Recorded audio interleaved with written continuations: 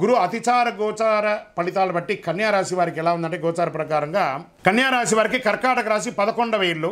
ఇది లాభం, మిత్రుల కోరికలు నెరవేరుతుంది, విజయం సాధిస్తారు, లాభాలు గణనీయంగా పెరిగే అవకాశాలు బాగున్నాయి, కొత్త వ్యాపార ఒప్పందాలు వస్తాయి, పాత పెట్టుబడులు ఫలిస్తాయి, ప్రభుత్వం లేదా ఉన్నత స్థానం ద్వారా లాభం పొందుతారు. స్త్రీ పురుషులు ఇరువురు కూడాను.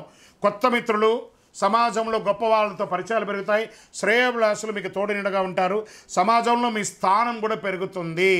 పాత శత్రువులే స్నేహితులుగా మారే అవకాశాలు ఎక్కువ ఉన్నాయి. ప్రేమ వ్యవహారంలో ఉన్నవాళ్ళు స్త్రీ పురుషులు ఎవరైనా ఇదొక మంచి సమయం, దాన్ని పెళ్లిగా మార్చుకోండి. కొత్త సృజనాత్మకమైనటువంటి ఆలోచనతో మీ వ్యాపారాన్ని నెక్స్ట్ లెవెల్కి తీసుకెళ్లే అవకాశాలు బాగా ఉన్నాయి. దంపతుల మధ్య సఖ్యత పెరుగుతుంది.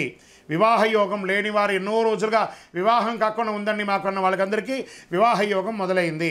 ఈ తాత్కాలిక ప్రభావం వల్ల మిత్రులు మారవచ్చు, వాతావరణం ఒత్తిడి తెచ్చే అవకాశం ఉండొచ్చు, ఆర్థిక లాభం వెంటనే పెరుగుతుంది, వెంటనే తగ్గుతుంది, మిశ్రమంగా ఉంటుందని కూడా చెప్పచ్చు.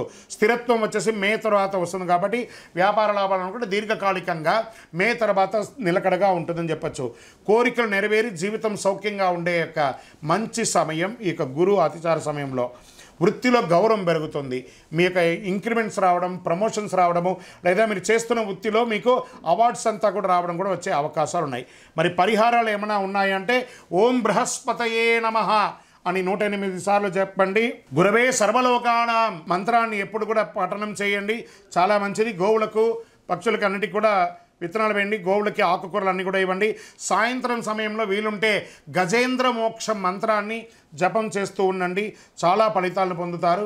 విజయోస్తు.